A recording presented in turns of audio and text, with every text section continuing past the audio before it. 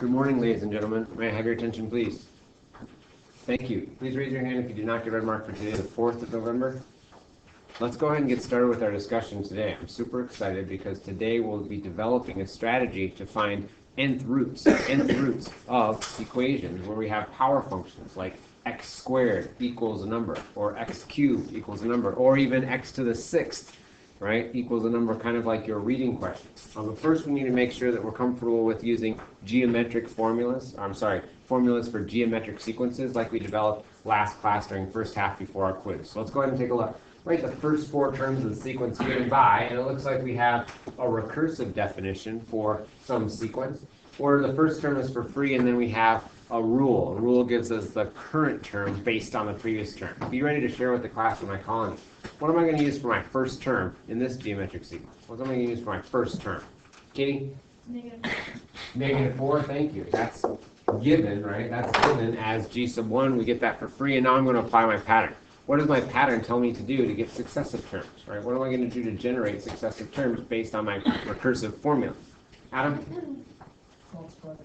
Multiply by 3, absolutely. So to get the current term, g sub n, I'm going to look at g sub n minus 1, the one right before it, and I'm going to times it by 3. So we're not adding or subtracting a constant difference the way we did in arithmetic sequences. Rather, we're multiplying by some constant ratio.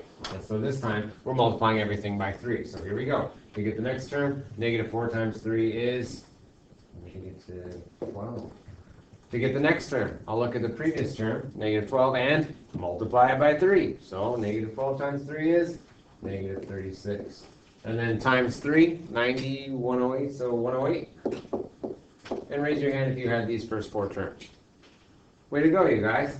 Now let's generate an explicit formula for the above sequence. And recall that there's 2 different forms. Just like arithmetic sequences, we had 2 main forms, right, for an explicit formula. So too do we have 2 different forms for geometric sequences. And again, on your test, you can choose whichever one makes the most sense for you, and that's fine. Let's remind ourselves what those look like. And so in the first form, g sub n is given by the first term, g sub 1, times some constant ratio r raised to the n minus 1 power.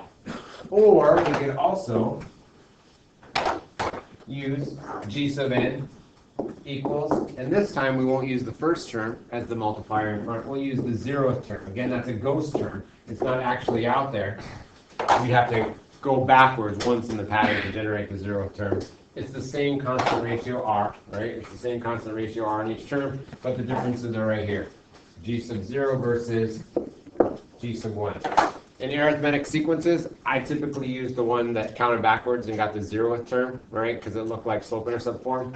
With geometric sequences, I'll oftentimes do this one because then I don't have to do any division. I have to go backwards and use division. The choice is yours. So let's go ahead and do the first formula. G sub n is given by the first term. And that's negative 4 times my constant ratio. In this case, my constant ratio was 3, my multiplier, to the n minus 1. Or we could also go and get the 0th term. To get the 0th term, we'd go backwards. We'd go backwards 1 term in the sequence. It's not an actual member of the sequence, but we can count backwards by applying my pattern in reverse. In this case, g sub n would be given by, here we go, if I times by 3 as I move forward along the sequence, if I went to the left, I would divide by 3. So my g sub 0 must be negative 4/3.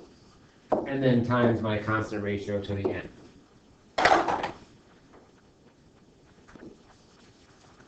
Either of these is correct. Let's go ahead and choose a particular term number n and evaluate it to make sure we're right. So I'm going to go ahead and check when n equals 3. So I'm going to check when n equals 3. Well, if I do it correctly, right, if I generated a correct formula, when I plug in 3 for n, I should get negative 36. Let's see. So let's go to g sub n equals negative 4 times 3 to the n minus 1. If I put in 3, 3 minus 1 is 2. 3 squared is 9. 9 times 4 equals negative 36. And so this works. And we said you could use either form. So let's check and make sure the same term is produced when we plug in n equals 3 into my blue definition. Here we go. In for n, we put in 3. 3 cubed would be 27. 27 times negative 4/3, well, that would be 27 divided by 3 is 9 times negative 4 on top is negative 3/6, so they both work. And you can use either form. What questions do you have about our geometric sequences?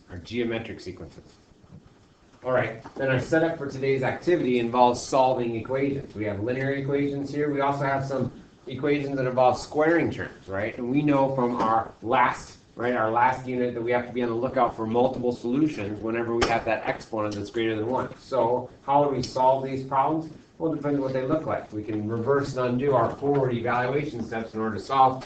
Since we're comfortable solving these kinds of equations, we can go right to our solving steps. So here we go. To solve for x, which appears on one side, it's not on the bottom of the fraction, I'm ready to go with inverse operations. So here we go. Subtract 5 from both sides. Negative 9 equals 2x. Divide both sides by 2. To solve for x, it looks like x equals negative 9 halves.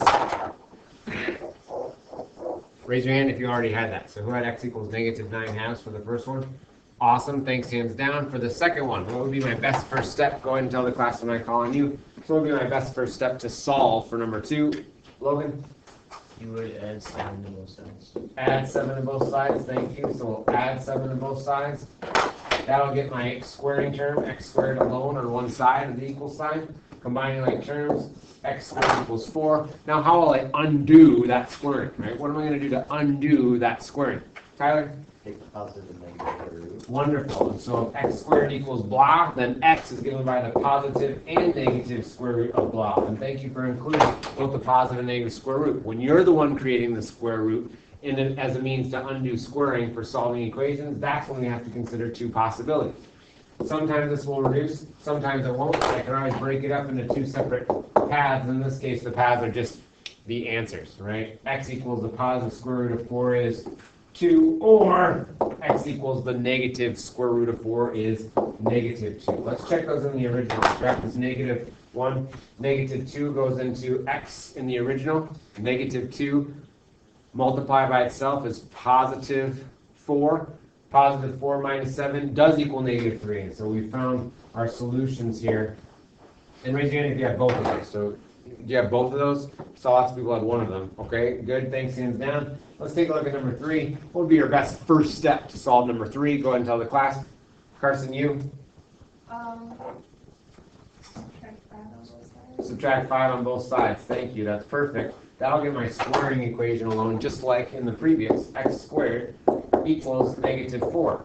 To undo our squaring, Tyler tells us we take the positive and negative square root. So if x squared equals blah, then x is given by the positive and negative square root of blah. And so in this case, I get x equals the positive and positive and negative square root of negative 4. But if I go to evaluate this, I run into problems, right? How come? Eric? Well, there's a negative inside the square root. There's a negative inside the square root. No matter what real number I try, when I square it to see if it satisfies this equation, the result will never be negative. And so this is an indication, right? Wait, doesn't negative 2 work? Would negative 2 work? No. No, because negative 2, right, squared means multiply by itself. Negative 2 times negative 2 equals a positive 4. So no, negative 2 doesn't work. And so this is a situation where there's no real solutions. And now we're going to connect that graphically. So if we get to the situation where we have x to the even exponent equals a negative number, that's an indication that there are no real solutions. And we would write that. Right? We would write that. No real solutions. That would be our answer.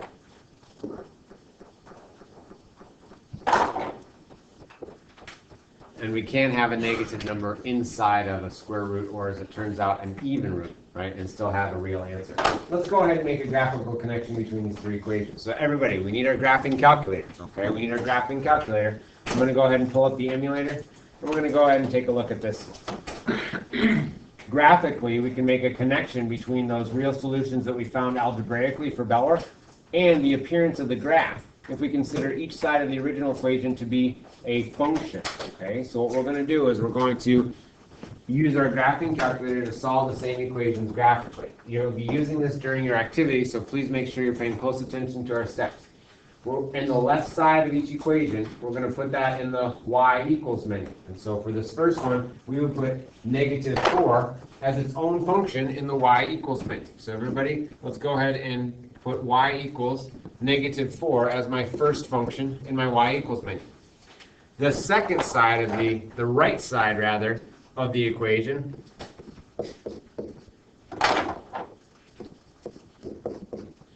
will be placed into my graphing calculator menu in the second function. Call it y sub 2. So 2x plus 5 is going to be my second equation, my second function in my y equals menu. And now I'm going to go ahead and graph on the same viewing window. And so if you have a different window because you were working in chemistry with a stat plot or whatever, you can do zoom 6 to return to your standard viewing window, negative 10 to 10 for both x and y variables. So I'll go ahead and do zoom 6. And when I zoom 6, I'm going to see my first function was just a constant function. Y equals negative 4 is a horizontal line. And then that second function, negative 2x plus 5, that's a linear function with positive slope, so we expect it to be that slant line. We're going to solve this. We're going to solve this graphically by using our built-in capabilities of our calculator. Check this out. So we're going to do second trace, and that's going to be the calculate menu. So we're going to do second. Everybody do second trace. That's the top toolbar. Fourth button. That's the calculate menu. And what we're going to do is we're going to select the intersect option. So that's the fifth option. Everybody find that? So we're going to do second trace intersect. We'll pick the fifth option. And then we're going to go ahead and press enter. It'll ask for the first curve. It'll ask for the first curve with a question mark. And so what we're going to do is look and see which curve is delineated. And yes, y1 is our first curve. So we're going to press enter to tell the calculator, yes, that's my first curve. Then my calculator asks second curve question mark. Right? So it's looking for the second curve where they have an intersection. And yes, y sub 2 is my second curve that I want to see for the two curves crossing. And then it asks for a guess. And so for the guess, you can use your left or right arrow keys to toggle the cursor closer to the point of intersection. If there's only one point of intersection, then you really don't have to go because your calculator will still find it. But I usually go closer towards that point of intersection point. You don't have to get exactly there. Use your left or right cursors to go left or right towards the point of intersection that you're trying to find. And then you'll go ahead and press enter a third and final time, and voila! The cursor will jump on the intersection point and spit out the corresponding x and y coordinates of that intersection point. Mark? Each time I do this, says there's an invalid form. An invalid dimension? Yeah. Go to y equals and make sure that your plot 1 is turned off. And so y equals, up arrow, and press enter to turn any plots off. All right, thank you. Now try again. Second, calc, 5, that's intersect. First curve, enter. Second curve, enter. Guess, enter. If there's only one point of intersection, you won't have to left or right any. You can just do enter, enter, enter, and not have to move your cursor at all. It'll automatically jump onto it. After you've found this screen, intersection. After you found this screen, intersection, show your partner, right, so that they know and I know that you've gotten it. If they don't have that screen, help them get there.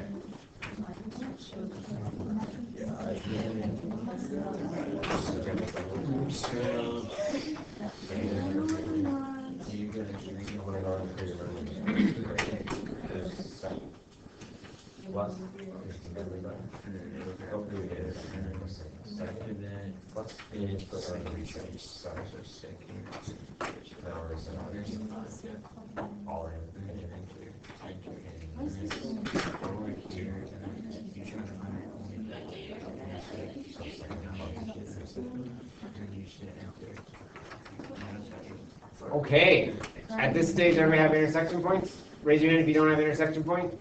Intersection point, everybody's good? Great, let's go ahead and try the second one then. Here we go.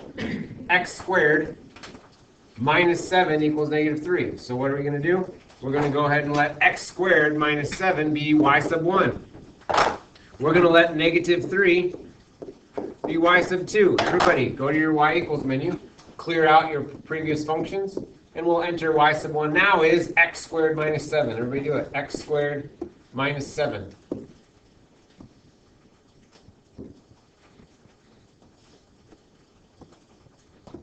Y sub 2 will be the right side of my equation, negative 3.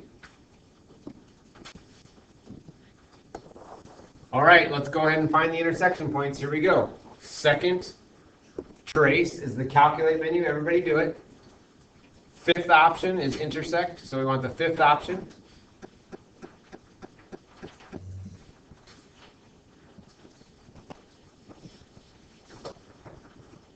It'll ask me for the first curve. Yes, that blue one's the first curve. It'll ask me for the second curve.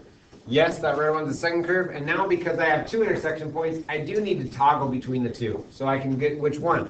Well, first let's get this left one. So I'm going to use my left or right arrow keys to move closer to one intersection point than the other before pressing enter a third time for my guess. And so this time I do have to toggle left to right to get closer to one point of intersection. Press enter and voila!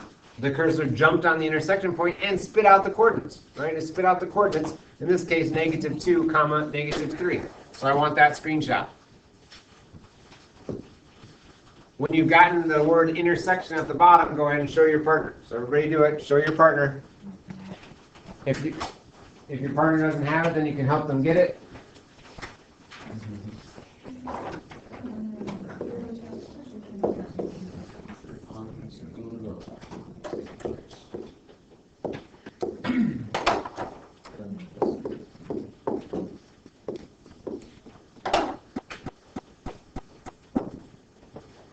So you should have the word intersection. What kinds of questions do you have with second calculate intersect? That's how you solve equations in Graphically. That's pretty sweet. Okay, when to go? What happens when we do the same procedure for our final? So I'm going to clear out. Take a look at the last one. X squared plus 5 will be my y sub 1. X squared plus 5. Everybody do y sub 2 equals 1, the right side of my equation. And when I do x squared plus 5 is y sub 1. And positive 1 is y sub 2. When I go to my graph,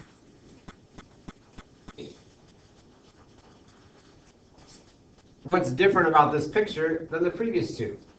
What's different about this picture than the previous two? No, Heather? There's no intersection point. There's no intersection point, right? There's no intersection point. And so this time, if I went to ask the calculator, second calculate, intersect 5, first curve, enter, second curve, enter, what's it going to do when I do a guess? Error. Error. There's no intersection point of those two curves, which is my indication that, well, there's no real solution. And so graphically, right, graphically, the number of points of intersections with two different curves corresponds to the number of real solutions to my original equation. So we had two solutions for number 2, and in the graph of number 2, how many points of intersection do we have? 2. We've got 2 points of intersection. So we've got 1, 2, which means we've got 2 solutions.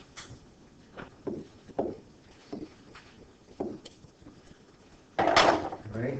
And lastly, I want a picture here. Quit. Give up. It's like your only option is to quit. It's not like try again. It's like quit. All right. So no points of intersection means no real solutions. Awesome. So we're going to have to use this second calculate intersect feature during today's activity. Awesome. Let's go back to our original Bellwork questions. Number 1, 2, and 3. Guys, everybody look. What variable were we solving for in numbers 1, 2, and 3 from your top Bellwork slide? What were we solving for? Aaron? X. We were solving for x. And so even though our calculator is spitting out the point x comma y, it's important to note that the solution to an equation with just x's in it is just the x coordinate. Versus the solution to a system like you were doing in geometry when two lines crossed was the point x comma y. And so if there's x's and y's, right, in your original system with the brackets, then you'll write your answer as a point x comma y. Versus if your original equation just has x's in it, then you're going to write your answer as an x value. So again, this would be x equals negative 4.5. This would be x equals 2 or negative 2.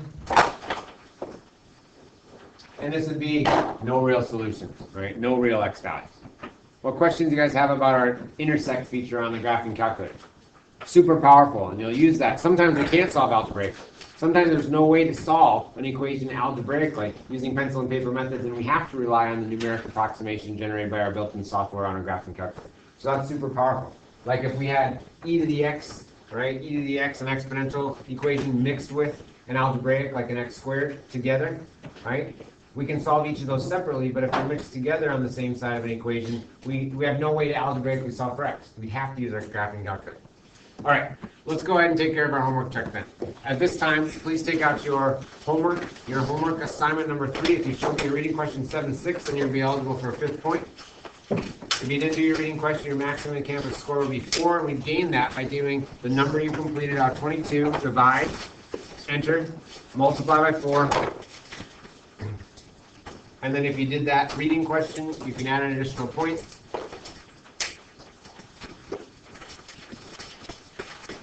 I'm going to go ahead and take off the auto hide so it'll be a little bit bigger.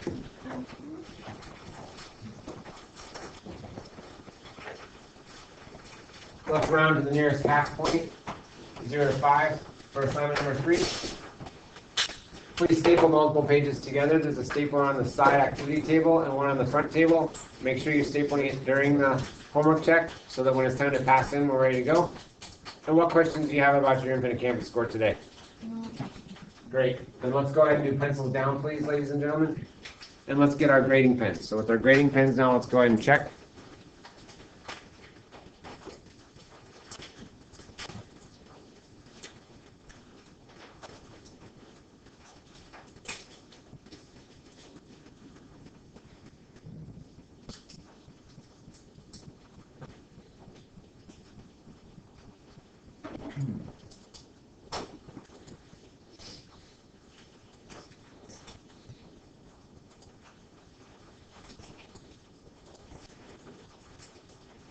And soon we'll be advancing.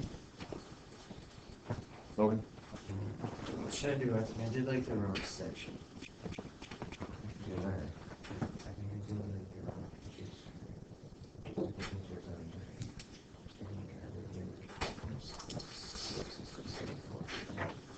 And next slide. Second half of 7-4.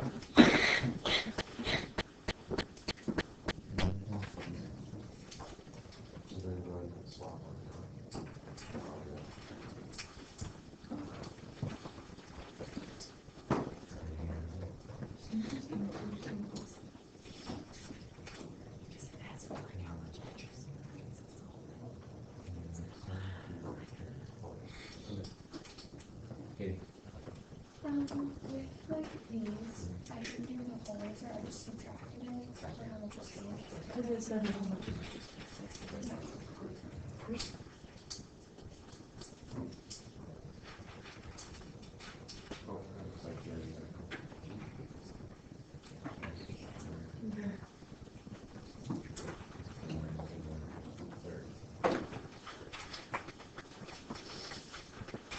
And 7-5 exercises, 7-5.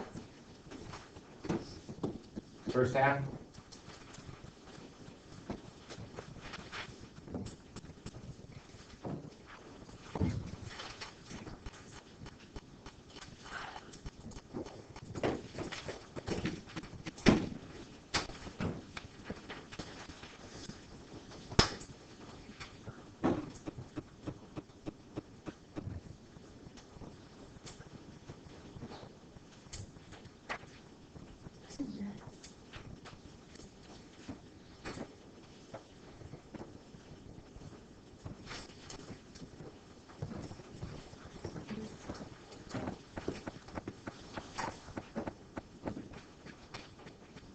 And the last half of 7-5. Right, the last half of 7-5.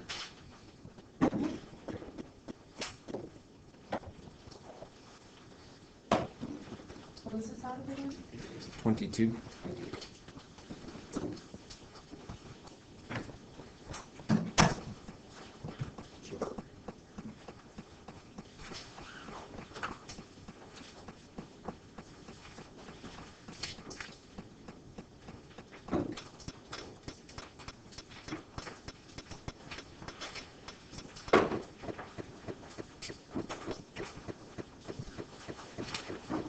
As you're finishing up, go ahead and give yourself an accuracy fraction on how many you did, about how many did you get right in pen, and circle it, please. Make sure you have an exam scores box and pencil nice and big. If I don't check with your name first and last. 1A, number 3 I clearly labeled, and then pass from the back to the front, please. Front rowers, please make sure they're facing the same direction. I appreciate your help.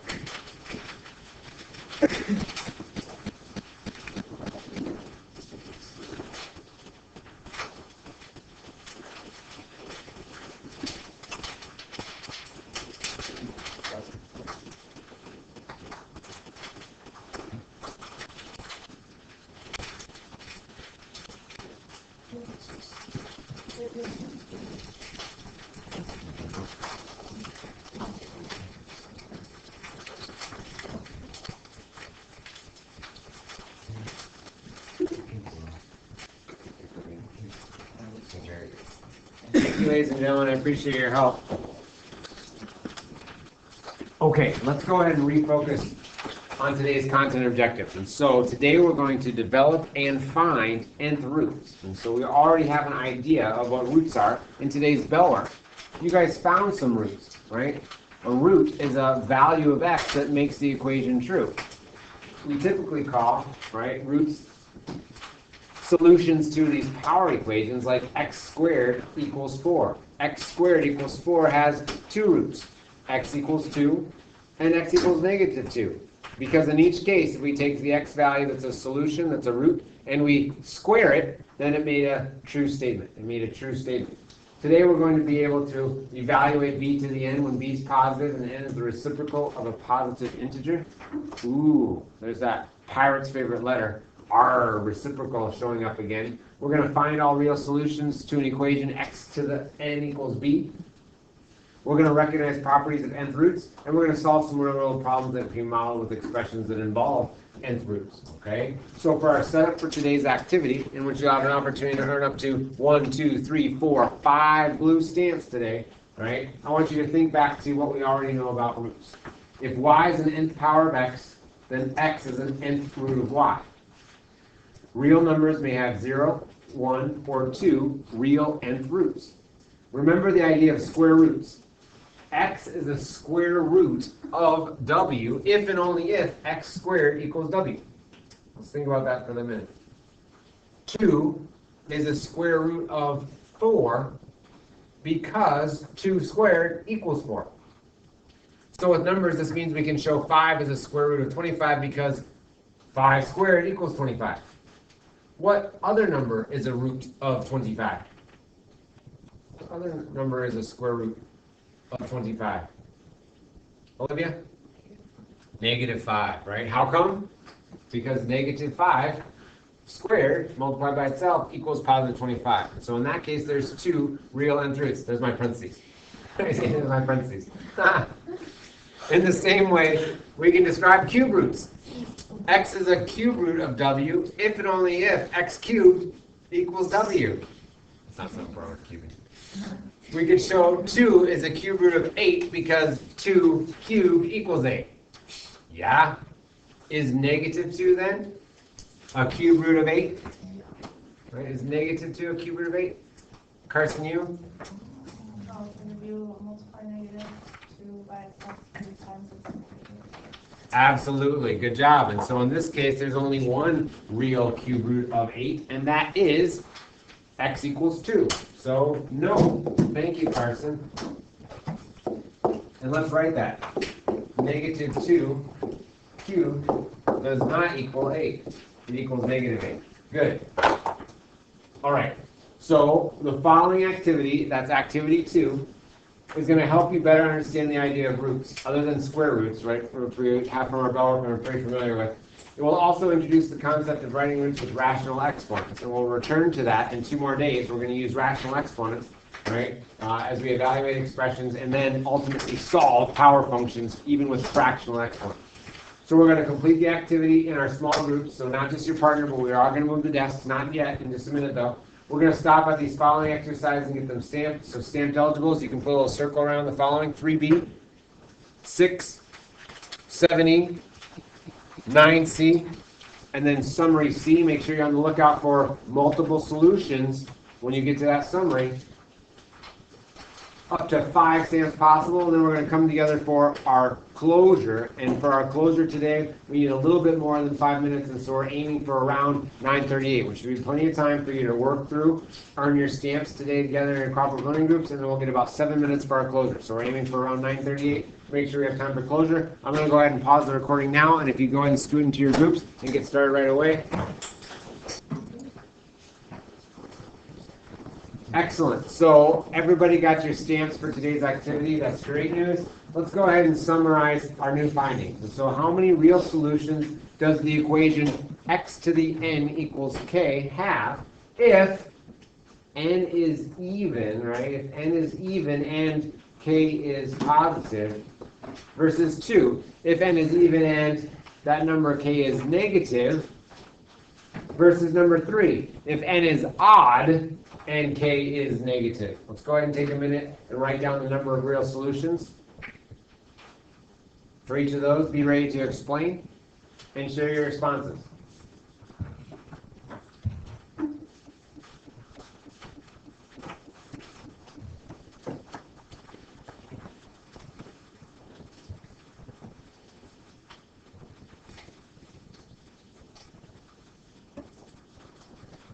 So this is reminding me kind of like, right, kind of like our summary part C, where we had to find the number of solutions, right? This is similar. All right, so number 1, how many solutions if n is even, k is positive? Margot? 2. 2. Raise your hand if you have 2 for number 1. 2 real solutions. Good. Number 2, if n is even and k is negative, 3. 0 solutions. Raise your hand if you have 0 solutions for number 2. 0 solutions. Good. And lastly, if n is odd and k is negative, then how many? Logan? 1. Raise your hand if you had 2, 0, 1 in that order. 2, 0, 1. 2, 0, 1. Good. Why? Right? Why do we have those different number of solutions? Casey? I was just wondering, why is it 0 when n is even and k is negative? Great question. So I'm going to ask that same question. Why is it 0 when n is even and k is negative? Why is it 0 real solutions? Margot? If n is even, then the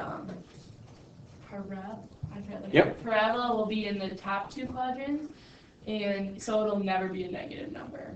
The answer will never be a negative number. Let's go ahead and show Margot's verbal explanation graphically. And so in each case here, we're dealing with the number of real solutions corresponds exactly to the number of intersection points. So if n is even, we're talking about a parabola shape.